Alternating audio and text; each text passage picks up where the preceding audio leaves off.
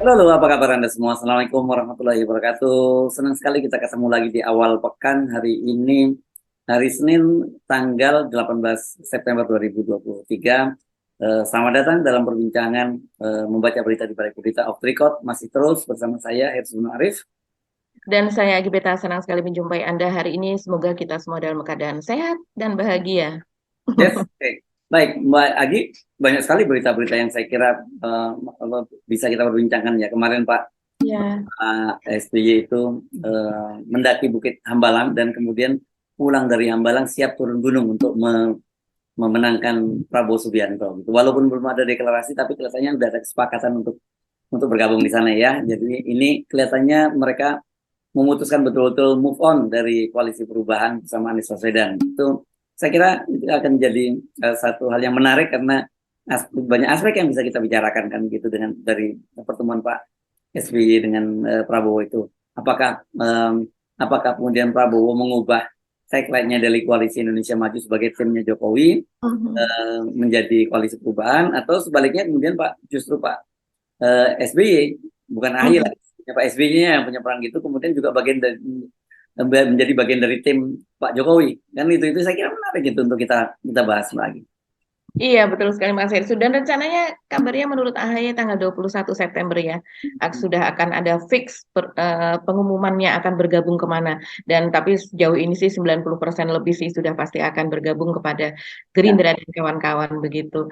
Dan selain itu juga kabar terbaru dari Rempang tentunya Mas Hersu, karena kemarin Ahad juga tiga menteri kita itu turun gunung juga, nggak cuma Pak SBY yang turun gunung. Jadi ada Menteri Bahlil, itu Menteri Investasi ya, terus kemudian ada Menteri ATR, Agraria dan Tata Ruang yaitu Pak Hadi Cahyanto dan juga Menteri Dalam Negeri yaitu Pak Tito Karnavian. Mereka mengadakan rapat bersama dengan Gubernur Kepri dan juga Kepala BP Batam begitu yaitu Muhammad Rudi sekaligus Wali Kota Batam dan kemudian menghasilkan sejumlah kesepakatan lah begitu Mas Hersu. Jadi tetap untuk pengosongan lahan atau penggusuran terhadap penduduk Rempang itu tetap tetap diusahakan begitu, tapi dengan sepertinya sejumlah kompensasi baru begitu. Akan ada penghitungan-penghitungan baru. Termasuk janji akan langsung diberi sertifikat milik ya oleh Menteri ATR ya tata ruang itu ya Mbak Ya, ya. ya, Dan ya betul. Mhm. ya, tapi saya kira memang seperti kita ingatkan juga ini jadi tidak menarik bagi para investor kalau situasinya udah kacau begini ya. Bagi Mhm. kita bahas kemarin kan ya kalau investor-investor yang dari Eropa pasti begitu tahu ada ribut-ribut ini yang mundur gitu. Saya nggak tahu kalau Cina mungkin buat Cina biasalah yang begini-begini ya. Mungkin Cina yang akan termasuk gitu ya. Kalau gusur menggusur begini kan biasa atas namanya negara komunis ya Mbak ya. Jadi Mhm. biasa mereka atas nama pembangunan gusur gitu. Mereka nggak peduli mau opini publik internasional mau apapun, pokoknya yang penting program jalan kan itu yang kalau dari Cina ya Mbak ya. Iya, jadi berdasarkan laporan utama dari majalah Tempo yang baru kemarin ya baru ada begitu Tommy Winata juga buru-buru pulang karena dia sedang menawarkan investasi di Pulau Rempang ini begitu setelah mendapatkan kesepakatan dengan Xinzi Glass Group Limited dari Cina begitu kemudian juga menawarkan sejumlah investasi kepada sejumlah negara di Eropa dan kabarnya ada satu perusahaan di Belanda begitu yang tertarik begitu. Jadi dia khawatir kalau seandainya ada sejumlah bisa dikatakan penolakan di sini dan itu beritanya kan sampai kemana-mana di media luar juga memuat begitu. Dan kemudian dia buru-buru ke sini untuk pulang lagi ke Indonesia begitu Mas Hersu dan untuk mengamati apa yang terjadi di sini. Jadi, tapi sejauh ini kan kita tidak melihat keterlibatan secara langsung dari Tommy Winata, pemilik dari Makmur Elok Graha ini di lapangan. Jadi dia stay away lah begitu ya. Dan saat ini yang betul-betul pasang badan di lapangan adalah justru dari unsur pemerintah dan utamanya kalau di daerah itu dari BP Batam begitu. Ya, saya kira iya bagi pengusaha ya apalagi kalau kemudian dia ingin mengundang masuk investor asing ya investor partner dari Mhm. sama dari negara-negara Eropa yang ribut-ribut begini ini justru mereka hindari ini nggak bagus buat investasi itu karena buat mereka itu sendiri akan jadi catatan kan apalagi perusahaan-perusahaan yang sudah listing di bursa saham. Wah, ini jadi yang serius. Jadi ini nanti alih-alih ini kan targetnya saya kira saya menduga ini bahwa maunya selesai sebelum Pak Jokowi lengser gitu. Ini Betul. fatal loh karena di situ kan sebutkan investasinya cukup gede hampir 400, kalau Tommy Winata menyebutnya hampir 400 triliun ya yang ada di situ. Mhm. Iya. Jadi ya, investasi besar ini nanti seperti apa ya, berharap berharap burung di langit, burung di tangan dilepaskan, itu bisa terjadi seperti itu. Dan lebih parah Mhm. lagi kan dampaknya yang burung di tangan itu adalah rakyat sendiri. Iya. Jadi, oke, saya kira itu yang kita penting bahas. Ada yang lain lihat di luar itu? Di luar itu mungkin kita sedikit saja ya Mas Hersu, itu soal harga beras saat ini yang memang sungguh-sungguh di luar kendali begitu. Harga Kalau beras. kita, ya harga beras. Hmm. Harga beras ini kan memang sudah selama beberapa pekan terakhir ini terus naik begitu ya. Kalau harga beras medium itu kan sebetulnya dipatok untuk HET itu misalnya untuk Jawa, terus kemudian NTT, NTB dan sekitarnya itu sekitar 10.900 per kilogram begitu. Dan kemudian itu untuk beras yang medium. Kalau beras yang premium artinya beras yang bagus gitu yang di atasnya yang kualitas nomor satu begitu itu dipatok 11.900 begitu. Nah, tapi saat ini untuk medium saja, Mas Hersu, itu sudah menembus angka 18.000 per kilogram. Iya, itu untuk di daerah Kalimantan. Kalau untuk di daerah Jakarta, untuk daerah Banten, itu masih di kisaran 13.000 sampai 14.000. Tapi itu medium loh. Seharusnya dengan harga demikian, itu kita sudah mendapatkan beras premium. Begitu. Hmm. Jadi ini luar biasa kenaikannya. Jadi dampak salah satunya adalah dampak dari El Nino itu tadi yang kabarnya ini masih akan berlangsung sampai dengan bulan Oktober kan. Nah, Tentu saja Pak Jokowi belum lama ini menyepakati untuk mengimpor beras kemarin waktu meninjau gudang Bulog di Bogor beberapa waktu yang lalu. iya, iya betul sekali. Jadi memang dari presiden sendiri juga mengisyaratkan untuk mengimpor. Tapi kan impor itu tidak serta-merta. Impor itu tidak bisa langsung kalau hari ini terus kemudian beras datang begitu. Tentu ada perjalanan, terus kemudian ada dari pelabuhan ke gudang dan kemudian dikeluarkan itu ke distributor, ke agen baru masuk ke tangan konsumen dan sebagainya. Jadi pasti memerlukan waktu juga, Mas Hersu. Nah, ini kan untuk mengantisipasi di sini panen di dalam negeri ini kesulitan ya untuk melakukan penanaman maupun panen eh, karena memang kalau seandainya kita melihat dari curah hujan dari apa ini kan sudah berapa lama ini kita tidak mendapatkan curah hujan. Kalau seandainya pun ada di beberapa tempat yang curah hujannya justru tiba-tiba itu ekstrim seperti kemarin kita tahu di Halmahera Tengah begitu ya terus kemudian terjadi banjir di sana. Tapi itu anomali begitu kalau yang umumnya itu memang keadaan seperti ini di banyak tempat terjadi kekeringan dan sebagainya. Jadi tidak hanya itu untuk sawah, tapi juga perkebunan juga mengalami gagal panen dan sebagainya. Dan bahkan jangankan untuk kebun, untuk hidup saja, misalnya untuk minum sehari-hari atau untuk mandi, itu penduduk sudah banyak mengalami kesusahan. Ini yang dialami saat ini seperti itu, Mas Irsu. Jadi eh, mudah-mudahan memang El Nino ini tidak berdampak lebih jauh lagi ya. Misalnya dikatakan sebelumnya prediksi dari BMKG itu sampai Oktober, mudah-mudahan tidak memanjang. Karena sebenarnya kalau cuaca yang benar, maksudnya cuaca yang normal, itu bulan September sudah biasanya kita mengatakan demikian. Ini udah masuk ke dalam musim hujan. Ya, oke. Oke, Mhm. itu keprihatinan kita juga semua ya. Ya, Tapi mari kita memulai. Ini saya kira sebelum kita ngomongin soal yang serius, ini juga sebenarnya Mhm. nggak kalah serius juga sih sebenarnya kalau dari sisi agama. Ini lagi viral juga ya video. Ini Pak Muldoko mengadakan sholat Jumat di kantornya sendiri ya, di kantor staf. Kantornya di komplek istana nih, Mbak, ya, di komplek istana kepresidenan ya di Binagraha ya. Ini kalau di zaman Pak Harto dulu malah ini yang dipakai ngantor oleh Pak Harto kan, Mbak ya. Betul. Mhm. Buat ngantor dan juga untuk rapat kabinet biasanya kita meliputnya di Binagraha di lantai 2 begitu. Dan ini Mhm. menjadi banyak kontroversi disoroti oleh netizen dan orang kemudian merefer pada sebelumnya video sebelumnya ketika Pak Muldoko juga melakukan sholat di kereta ya ketika dalam perjalanan, tapi kemudian Pak ini tayamum padahal di situ ada air dan kemudian cara tayamumnya salah begitu ya. Itu kalau nggak salah kemarin gitu ya, ribut-ributnya begitu ya Mbak ya. Iya, betul sekali. Kalau yang sebelumnya itu kan cara tayamumnya begitu ya kan. Tayamum juga ada rukunnya dan kemudian itu salah karena bagian kakinya juga ikut diusap gitu untuk tayamum.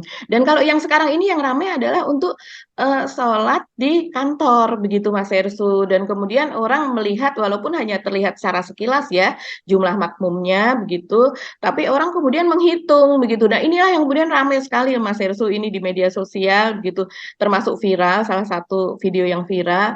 Dan ya namanya netizen, ini kan netizen banyak sekali yang kemudian menghubungkannya dengan rukun gitu ya, hubungannya dengan rukun sholat Jumat yang misalnya kalau di Indonesia itu kan mazhabnya kita sebagian besar memakai mazhab Syafi'i begitu kan, dan di situ salah satunya adalah soal sunnah dari Nabi begitu yang bahwa minimal adalah 40 orang yang mengikuti sholat Jumat tersebut, sementara di situ jumlahnya diperkirakan itu tidak mencapai dari jumlah quorum tersebut. Dan kemudian juga beberapa lah yang lain seperti misalnya apakah itu tamu ataukah orang di situ gitu. Biasanya kalau sholat Jumat kan memang 40 orang itu adalah orang yang mukim di situ, orang yang mukim dan usia balik begitu kan. Dan bukan orang dari pendatang atau musafir begitu. Nah, itu banyak sekali dibahas deh. Akhirnya masuk ke dalam hukum-hukum Islam apa dan sebagainya. Ya, kita juga tidak tahu maksud dari Pak Muldoko untuk kemudian membuat video rekaman seperti itu dan kemudian menjadi viral itu kan artinya memang ada yang memviralkan dan bahkan situ terlihat uh, ustadznya begitu bersedia untuk diwawancara begitu ya Mas Hersu. Simak dulu ya, kita simak dulu ustadznya yang diwawancarai ya. Oke.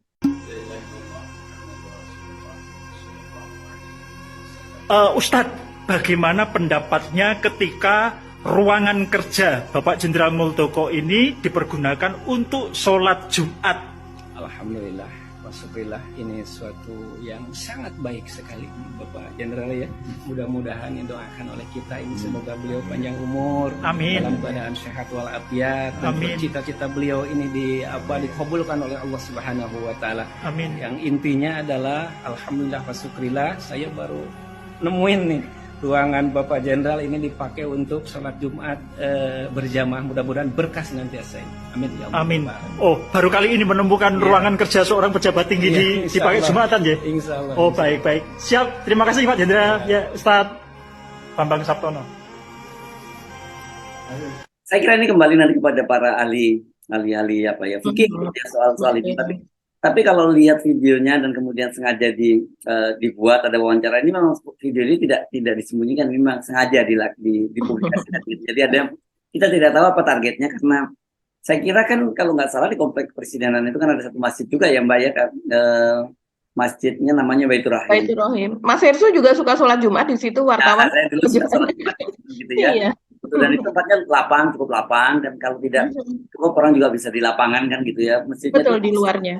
Sebelah kanan dari Istana Negara, Istana Merdeka ya Mbak ya. Istana Merdeka di depan ya. Ya kan mungkin bagi orang yang tidak cukup familiar dengan komplek istana itu kan ada dua komplek ya. Satu Istana Merdeka yang bagian depan yang menghadap ke arah Monas, dan kemudian ada Istana Negara yang menghadap ke Jalan Veteran ya. Nah, di sampingnya, di sebelahnya dari Istana Negara itu ada namanya Gedung Binagraha kan gitu ya, di pojok Jalan Veteran berapa ya? Jalan Veteran 3 atau berapa gitu saya lupa. Veteran 1 atau 3 saya lupa di situ. Itu ada kantor Binagraha dan dulu digunakan oleh Pak Harto.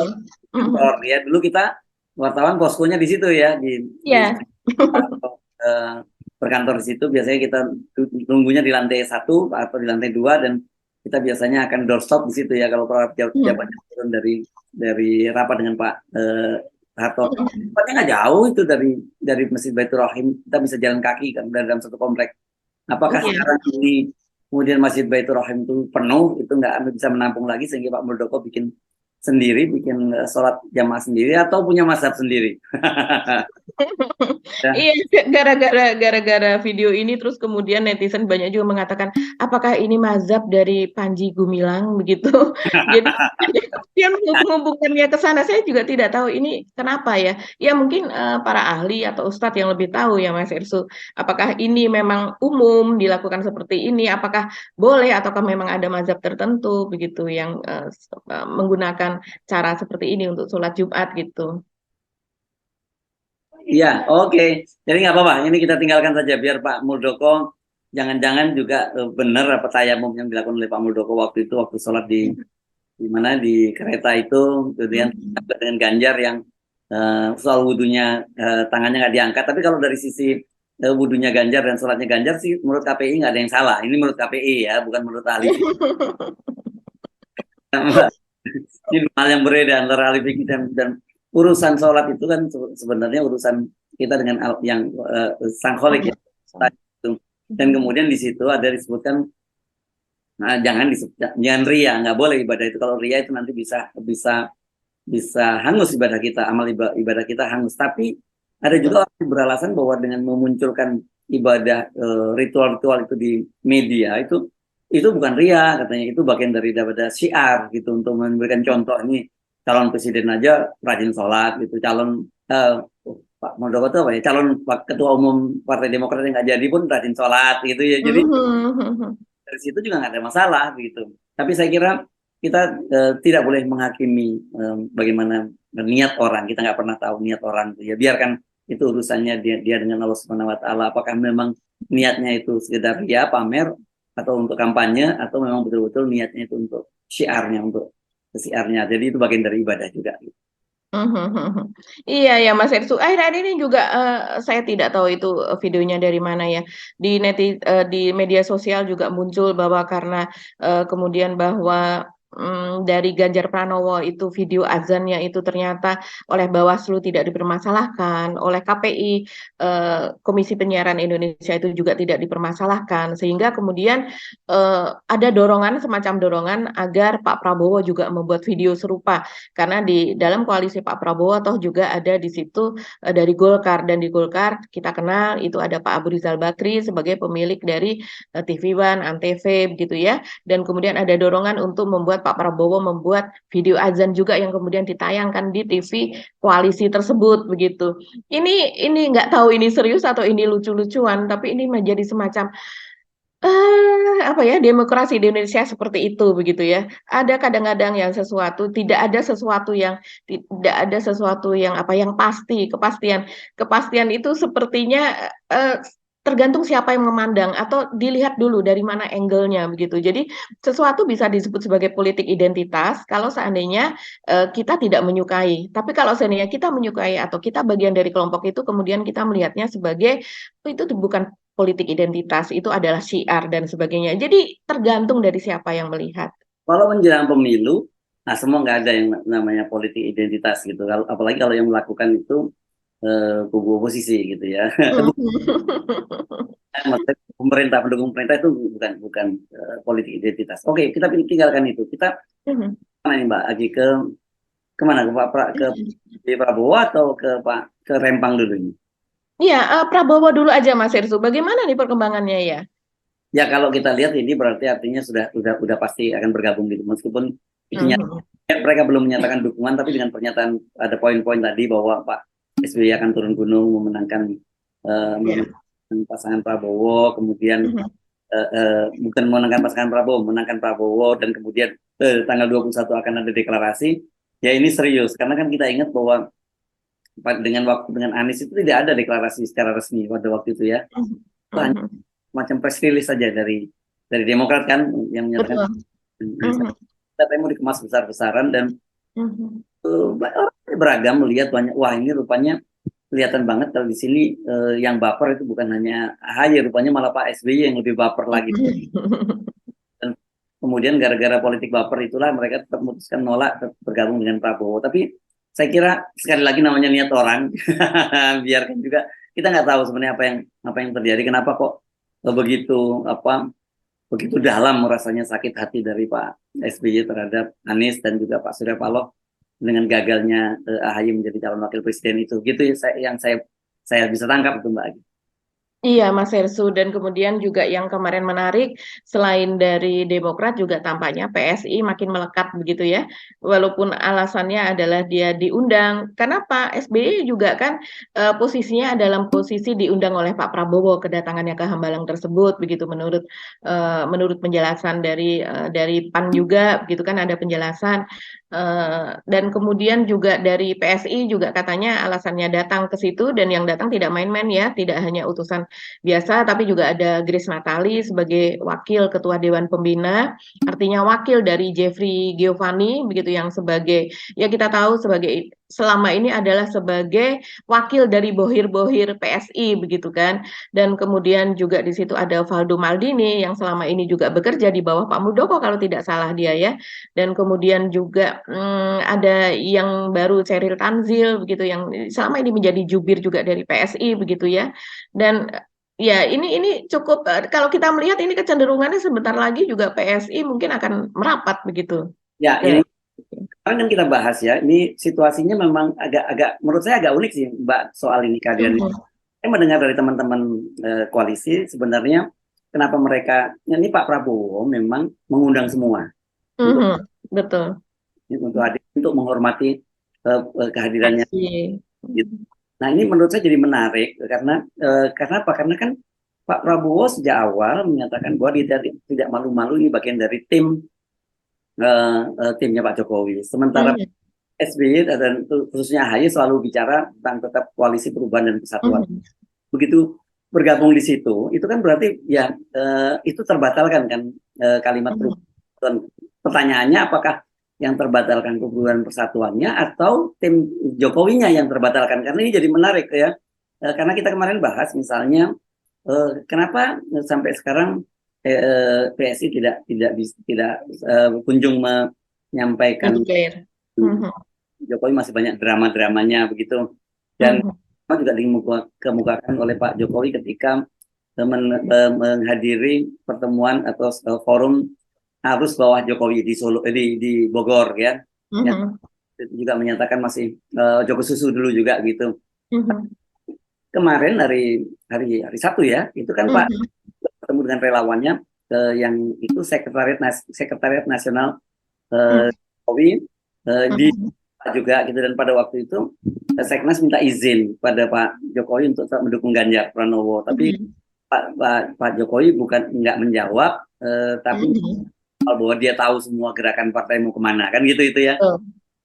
Saya bertanya-tanya, ada dua pertanyaan saya, apakah dengan pernyataan Pak Jokowi yang bahwa dia tahu kemana gerakan itu, dia udah tahu bahwa Pak SBY akan gabung dengan Prabowo. Kemudian ketika dia ditanya soal membiarkan tanpa mencegah Seknas untuk mendukung Ganjar, itu bagian dari sinyal bahwa akhirnya Pak Jokowi kembali lagi ke pangkuannya Ibu Megawati begitu ya, karena ada Pak SBY kan. Itu juga menarik. Pertanyaan berikutnya, apakah keputusan Pak Prabowo menerima Demokrat ini sebagai langkah antisipasi kalau kemudian akhirnya Pak Jokowi kembali lagi ke PDIP dengan menempatkan Gibran di sana, maka sebenarnya dia juga tetap punya tim yang kuat. Ini yang saya kira ini yang perlu kita baca di balik beritanya, Mbak Agi.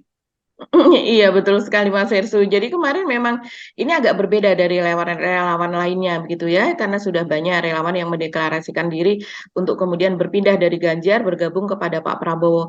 Tapi kalau Seknas ini memang kita ketahui dari dulu bahwa dia memang lebih cenderung dia karena tidak dibentuk secara murni dari relawan, misalnya seperti Noel atau Immanuel Ebenezer begitu. Dia kan memang dia tidak berpartai begitu. Dia bukan kader dari PDIP, juga bukan kader dari yang lain, tapi dia memang orang yang memang mendukung Pak Jokowi begitu. Jadi dia selalu mengatakan dirinya tegak lurus kepada Pak Jokowi dan sebagainya. Dan juga yang lain-lain gitu seperti Projo, walaupun dia dulu dari PDIP, tapi kan kemudian berdiri di luar itu, kemudian mendirikan Projo begitu. Tapi kalau di Seknas ini kita melihat kan memang ada sosok Pak Sidarto Danu Subroto ya kalau tidak salah panjangannya, yang sekarang menjadi Watimpres. Dia juga salah seorang anggota dari ya Dewan Pertimbangan Presiden, dan kita tahu ini adalah seorang kader dari PDIP, dan dia kalau menurut sejarahnya dia ini adalah seorang salah satu ajudan dari Bung Karno. Bahkan pada saat-saat terakhir Bung Karno itu ada di Wisma Yaso dan sebagainya, Pak Sidarto ini adalah salah satu orang yang sampai dengan terakhir begitu mendampingi begitu sampai kemudian terus kemudian dilarang dan sebagainya, itu ada sejarahnya. Sehingga kemudian dia juga pernah menjadi anggota DPR dari fraksi PDIP dan sebagainya tahun 2000-an kalau tidak salah ya. Dan kemudian ya sekarang ya wajar kalau dia tegak lurusnya kepada Megawati Soekarno Putri begitu dan masih tetap mendukung Ganjar. Jadi sesuai dengan apa yang digariskan oleh PDIP, maka dia akan tetap ke sana. Jadi kalau Seknas ini memang agak berbeda. Dan kalau melihat kita gestur kemarin, kita Seknas meminta untuk tetap mendukung Ganjar, dan kita sudah tahu ini dari sejak tahun lalu, awal tahun juga mereka mengatakan demikian. Yang terakhir sekitar bulan April atau Mei itu ada berita juga bahwa Seknas walau bagaimanapun tetap akan mendukung Ganjar. Kita sudah tahu memang beratnya ke sana. Tapi ketika Pak Jokowi kemarin tidak menjawab, itu saya rasa memang ini salah satu tanda sih kalau Pak Jokowi memang ada di dia sendiri juga memposisikan diri tidak ingin terlihat condong kepada Ganjar ataukah condong kepada Prabowo. Walaupun dalam beberapa kali begitu tetap saja kelihatan dia lebih kecondongannya lebih berat kepada Prabowo. Kemudian dia malah masuk ke dalam pernyataan yang blunder yang entah direncanakan atau tidak. Tapi dengan dia mengatakan bahwa dia mengetahui persis bagaimana isi dari partai, itu kemudian menjadi polemik kan Mas Hersu. Entah itu ditujukan kepada siapa begitu. Dan itu dikatakan pada saat sesudah Seknas itu mengatakan lebih akan mengusung Ganjar begitu, dan jawabannya adalah itu ya. Kita kalau melihat itu artinya semua partai begitu. Artinya walaupun kita selama ini banyak sekali orang yang mengatakan bahwa oh Pak Jokowi ini sekarang mulai menjauh dari Bu Mega, mulai apa dan sebagainya, juga salah satunya selain dia mengetahui mungkin partai-partai yang lain seperti PAN, Golkar, terus kemudian PKS dan sebagainya, yang dimaksud di sini juga termasuk PDIP. Dia tahu persis bagaimana arah dari PDIP, langkah-langkah apa yang dilakukan. Kan jadinya ke situ juga begitu. Jadi seperti kalau kita melihat Pak Jokowi secara tidak langsung juga mengatakan bahwa apa yang akan dilakukan oleh Ibu Mega sebagai ketua umum partai dia tahu, isinya di dalamnya itu dia tahu gitu. Artinya mungkin kalau seandainya kita melihat intelijen itu biasanya bekerja dengan menanamkan orangnya. Artinya di dalam situ itu ada orang-orang yang lebih lebih pro kepada Pak Jokowi walaupun dia dikerjakan oleh pihak intelijen. Gitu. Walaupun kita tahu dari pihak intelijen misalnya dari BIN gitu kan, itu sudah menjadi rahasia umum bahwa Ibu Mega dari pihak BIN yaitu Pak Budi Gunawan itu kan dekat, mempunyai hubungan yang dekat dengan Ibu Mega. Tapi Pak Jokowi mengatakan bahwa tidak hanya BIN saja, tapi ada intelijen dari TNI yaitu seperti BAIS dan juga intelijen yang lainnya gitu. Dan anehnya itu kalau di Indonesia itu dianggap cuma sekedar lucu-lucuan ya pernyataan. Padahal hal yang serius kalau dalam negara demokrasi ya. Karena lembaga intelijen negara itu digunakan untuk memata-matai rakyatnya sendiri, apalagi partai politik gitu ya. Kalau tabu betul intelijen ya itu untuk kepentingan keamanan negara, bukan keamanan kekuasaan, bukan presiden. Makanya yang terjadi kita ingat kan kalau skandal Watergate itu kan Pak Nixon pada waktu itu dari menggunakan orang pensiunan CIA, bukan CIA. Karena yang digunakan oleh itu bisa jadi skandal, atau FBI jadi skandal serius. Dan kemudian gara-gara itu pun jatuh karena dia memata-matai Partai Demokrat. Tapi di Indonesia kayaknya dia dianggap hal itu sebagai hal biasa gitu, hal yang menurut saya aneh, memang ngeri banget demokrasi di Indonesia itu sekarang ini gitu ya. Akibat cawe-cawe Pak Jokowi jadi tatanan negara kita jadi berantakan semua ya. Bagaimanapun memang bahwa intelijen itu semua melaporkan, ada briefnya kepada Pak Presiden setiap pagi bahkan kalau pasti. Dan kalau perlu datang memberikan taklimat gitu ya, yang kalau yang khusus-khusus. Tapi bukan urusannya dengan memata-matai partai politik gitu loh, memata-matai kemana partai politik akan mencalonkan siapa calon presidennya. Itu saya kira itu kalau kita ngomongin negara demokrasi yang benar gitu ya. Iya Mas Hersu, bahkan sudah dibuatkan filmnya kalau skandal di Amerika dulu begitu kan. Nah kalau di sini seperti kita ingat waktu itu kan pernah menjadi ramai juga. Apakah kemudian BIN itu seharusnya kan BIN tidak Pak, ingat tidak Pak Jokowi ketika itu berbicara begitu ya kepada Prabowo bahwa kemudian sekarang semua info intelijen itu juga diberikan kepada Menteri Pertahanan, dalam hal ini adalah Prabowo, sehingga Prabowo memiliki wewenang begitu untuk semua badan intelijen gitu yang resmi di bawah negara itu semuanya diberikan kepada Prabowo. Dan dalam hal ini berarti Prabowo juga memiliki wewenang seperti Pak Jokowi. Apakah ini karena saking percayanya atau kemudian itu kan kemudian menimbulkan kecemburuan juga Mas Yesu, dan juga pertanyaan karena sistemnya seharusnya tidak demikian begitu. Nah sekarang Ada kan sampai sekarang juga belum ada itu follow up-nya kan sejauh ya kan. iya, kita juga tidak tahu habis itu terus kemudian follow up-nya seperti apa, apakah itu betul dilaksanakan, karena itu kan seperti instruksi, seperti waktu itu kan seperti itu ya, Pak Jokowi menginginkan dilakukan hal itu, begitu. Itu dalam rangka geopolitik lah waktu itu dia juga mengatakan demikian, geopolitik global dan sebagainya, sehingga Pak Prabowo ini sebagai orang yang sangat penting, yang harus mengetahui semua info-info intelijen yang didapat oleh semua perangkat negara, begitu. Ya, jadi tadi yang Pak Prabowo dengan SBY ini kita tunggu ya seperti apa peta selanjutnya, karena Yeah.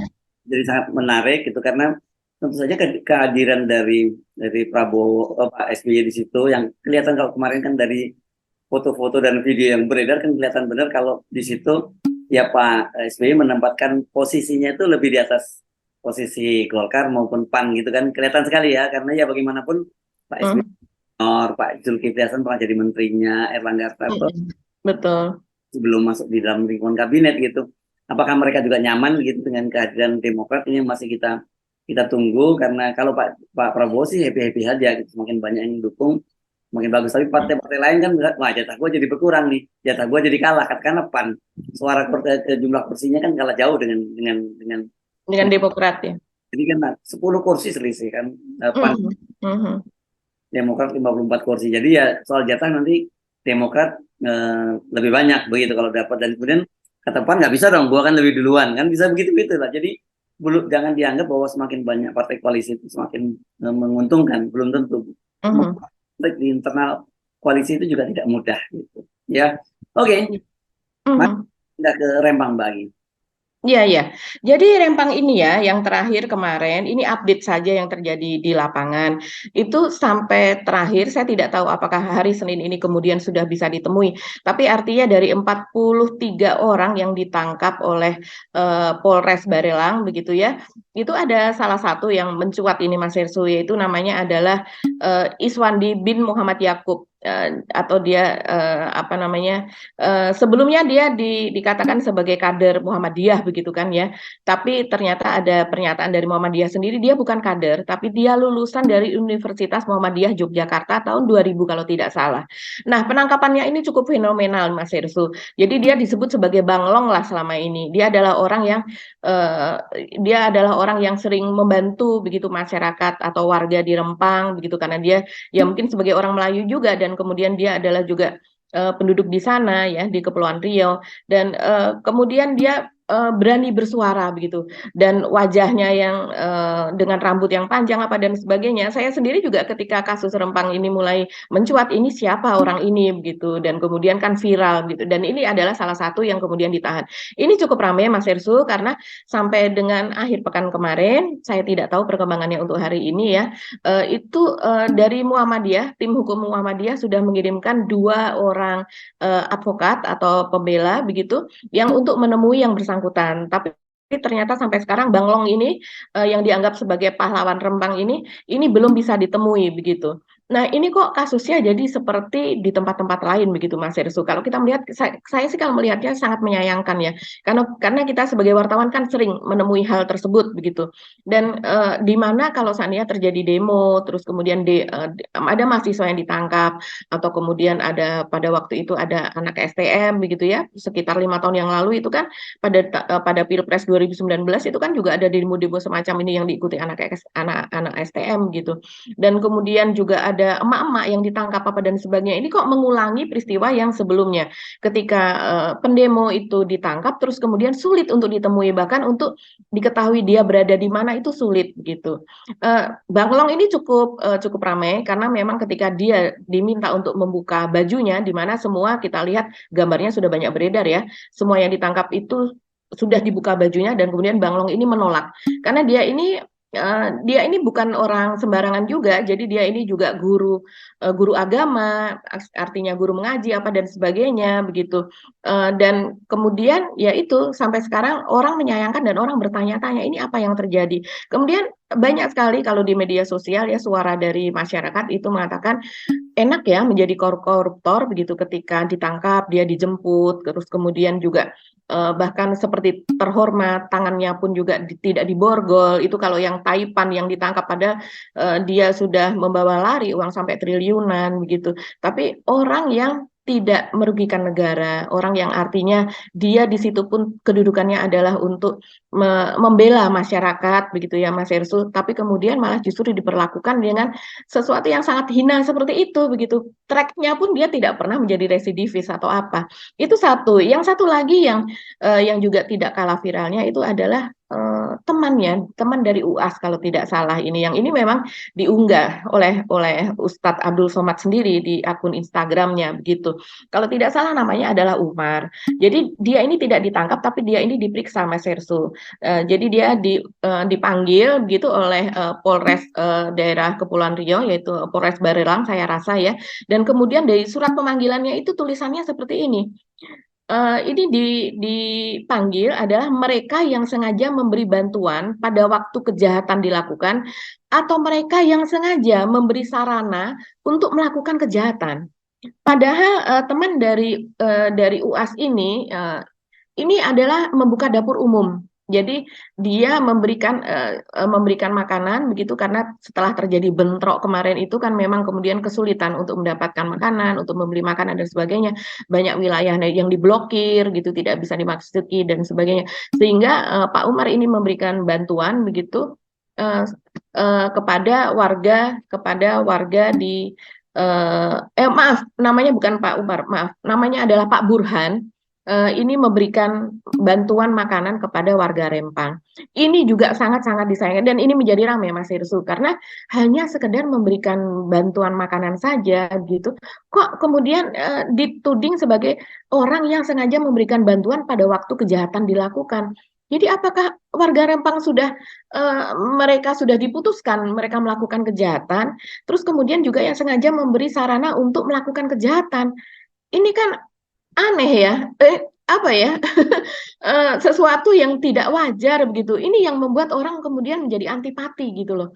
Apalagi kemudian dari Panglima TNI yaitu Yudo Margono, Pak Jenderal ini kan mengatakan bahwa orang-orang ini berdatangan dari berbagai orang ini berdatangan dari yang ditangkap itu adalah bukan orang lokal artinya begitu.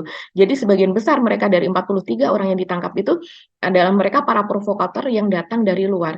Ini kan kemudian jadi seperti kita disuruh untuk menjadi NKRI, Negara Kesatuan Republik Indonesia, yaitu di mana kalau seandainya ada saudara kita yang terkena musibah, maka kita akan berbondong-bondong datang. Bayangkan ketika terjadi Gunung Semeru meletus, ketika terjadi banjir bandang, ketika terjadi gempa di Cianjur, hal itu tidak dipertanyakan oleh Panglima.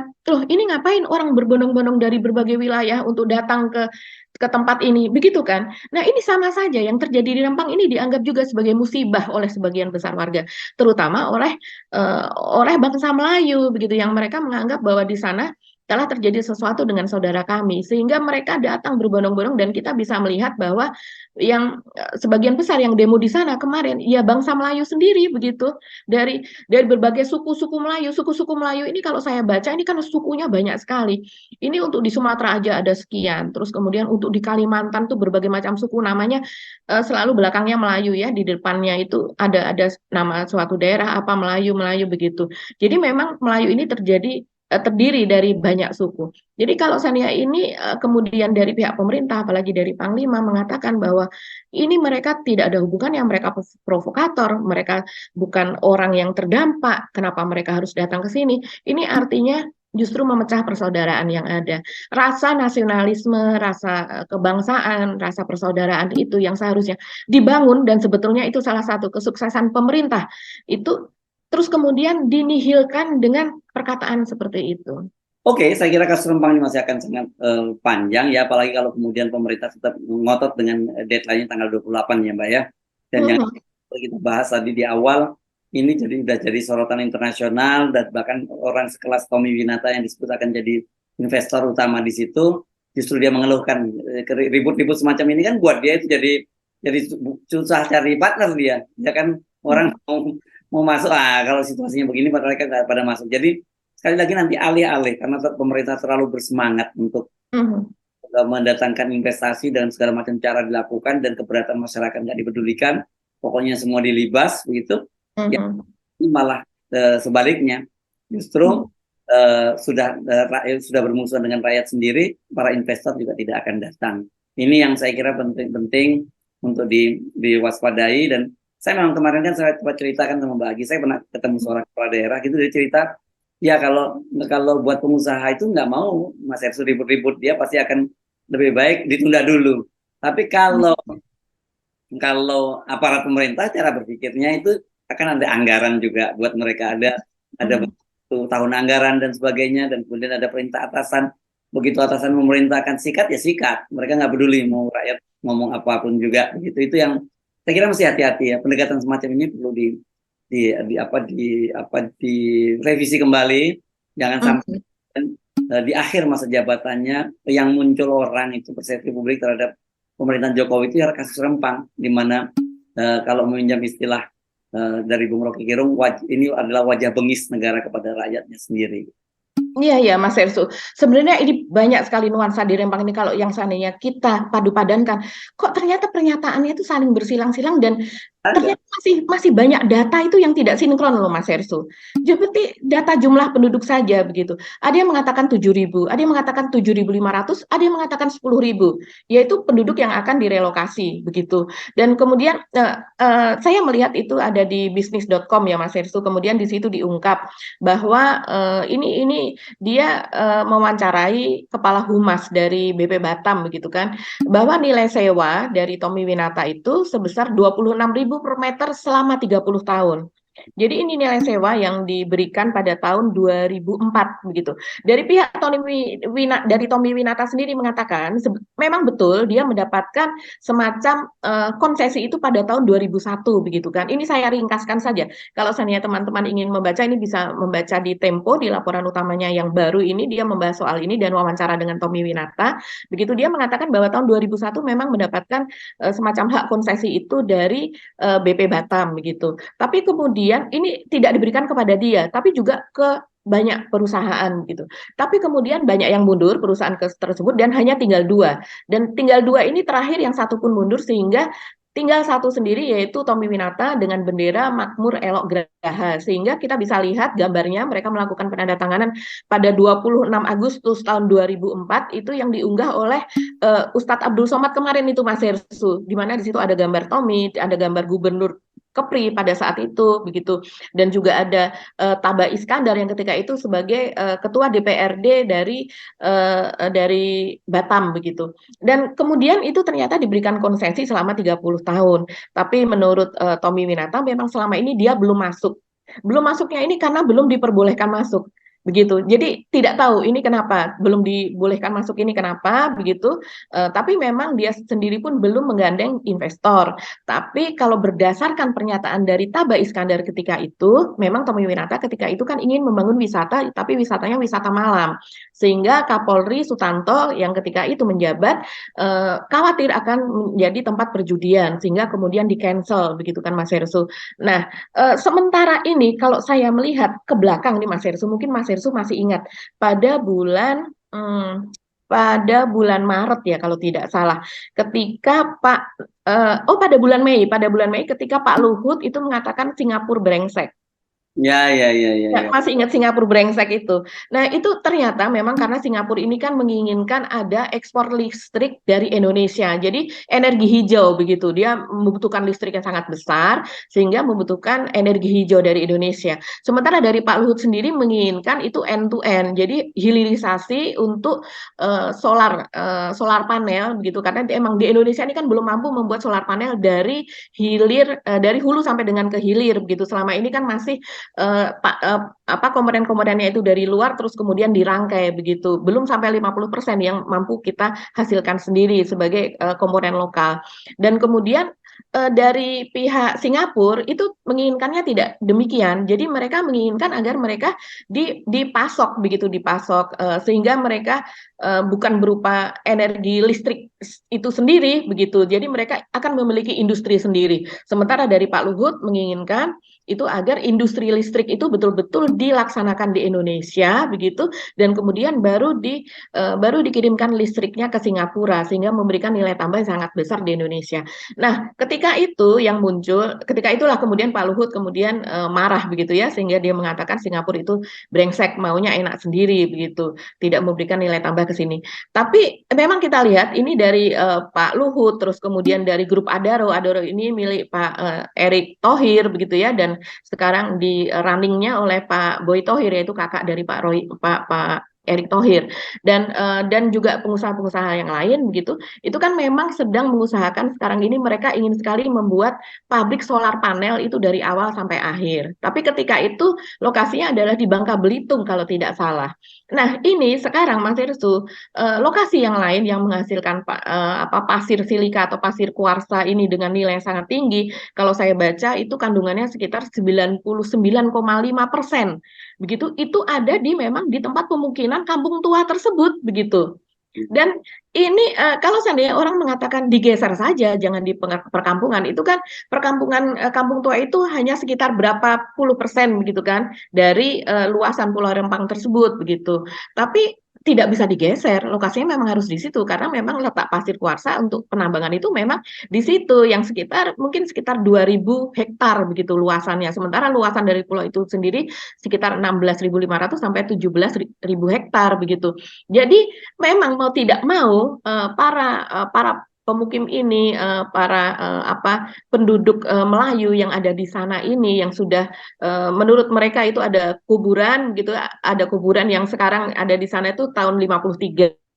Terus kemudian ada yang penduduk itu yang memiliki tanggal lahirnya itu tahun 1934. Ya mungkin yang sebelumnya sudah tahun 1800-an tapi tidak memiliki KTP dan sudah tidak ada. Tapi yang masih hidup sekarang ada yang lahir di lokasi itu 1834. Artinya penduduk ini kan memang sudah lama. Dan kemudian kalau kita lihat ini memang pemerintah dan kemudian para pengusaha yang juga menjadi pemerintah juga seperti Pak Luhut dan kawan-kawan sedang berusaha untuk membuat EBT yaitu energi baru terbarukan itu tadi. Sedang kencang-kencangnya mumpung Pak Jokowi ini belum lengser begitu kan. Nah, kemudian ini kembali ke belakang juga dengan kedatangan Pak Jokowi bertemu dengan Xi Jinping pada tanggal 27-28 Juli yang lalu.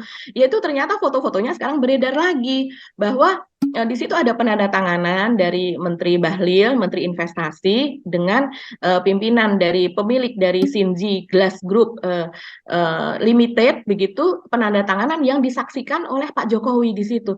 Dan di situ sudah jelas disebutkan bahwa ini investasi akan dilakukan di Pulau Rempang. Jadi sejak di sana pun juga itu tidak sekedar MOU biasa, tapi memang MOU yang disegerakan untuk dilakukan. Sehingga kalau kita melihat itu 28 Juli, kemudian disegerakan pada tanggal balik ke Indonesia 28 Agustus langsung masuk ke PSN, langsung masuk ke program proyek strategis nasional. Karena ini PSN, maka dia akan mendapatkan kalau kita tahu PSN itu memang kalau kita melihat pada pelaksanaan banyak yang ditabrak. Jadi seperti sosialisasi yang harusnya 1 tahun, mungkin lebih, itu hanya dalam beberapa minggu saja diharapkan sudah selesai. Nah dari 28 Agustus, sekarang 28 September pun belum, kan kita melihatnya begitu. Dan sebenarnya mereka harus segera, sebelum 28 September mereka harus sudah clear. Ini memang proyek yang proyek yang bagi Pak Jokowi sepertinya memang tidak boleh gagal. Nah, tinggal nanti pelaksanaan di lapangan kita masih melihat nih pendekatannya, karena sampai sekarang seperti dari Komnas HAM, dari PBNU, dari Muhammadiyah, bahkan dari Rakyat Melayu sendiri dari berbagai kota, dari berbagai wilayah itu melakukan aksi solidaritas dan mereka mengatakan akan berangkat ke Riau, begitu ke Kepulauan Riau. Yes. Ini kita melihat seperti apa ini nantinya akhirnya begitu. Jadi yang selama ini seolah-olah yang mau masuk itu Tommy Winata dan Xinji, apa tadi namanya, Xinji Iya. dari Cina. Tapi ternyata di belakang itu banyak kepentingan lagi pengusaha-pengusaha lain yang sekarang justru juga jadi pejabat di pemerintahan yang punya proyek dan kepentingan di sana gitu ya Mbak ya. Makanya kok ngotot banget gitu kan dia jadinya ya. Iya, jadinya kita melihat ini siapa lagi ya di belakang itu begitu, karena memang ini proyek yang kalau kita melihat sih strategis. Memang sejauh ini yang memiliki konsesi itu memang Tommy Winata yang ada secara di BP Batam gitu, konsesinya ini kan diberikan kepada Tommy Winata. Bahkan itu tadi sudah disebutkan sebesar 26.000 per meter selama 30 tahun. Ini luar biasa. Tapi memang kalau kita kok hanya 26.000 per meter begitu ya. Sementara harta karun yang ada di bawahnya itu nilainya luar biasa. Tapi ini kan kalau secara ekonomi mereka menjelaskannya dengan ini nanti kan akan ada 35.000 tenaga kerja yang bekerja di sana, memberikan dampak yang besar. Kemudian nanti ada investasi masuk sebesar 300 sampai 400 triliun dan sebagainya begitu. Ya, kalau kita melihat nilai itu sungguh-sungguh kecil gitu ya Mas Yerso. Apalagi moga tidak salah ya kalau yang diungkap oleh bisnis.com itu adalah untuk 30 tahun. Dan kemudian kalau ada lagi penyebutan yang lainnya ada malah hanya 21.750 per meter begitu. Saya tidak tahu yang mana yang benar karena seperti biasa informasi banyak simpang siur. Tapi untuk konsesi itu bahkan itu konsesi 30 tahun dan bisa diperpanjang 30 tahun lagi dan bisa diperpanjang 20 tahun lagi sehingga totalnya menjadi 80 tahun. Oke. Baik, terima kasih Mbak Agi. Kita mesti akhiri perbincangan kita kali ini. Kita ketemu lagi esok ya. Sampai ketemu lagi, saya Sunarif Arif. Dan saya Agi Beta, terima kasih atas perhatian Anda. Tetap salam 0%. Wassalamualaikum warahmatullahi wabarakatuh. Warahmatullahi wabarakatuh.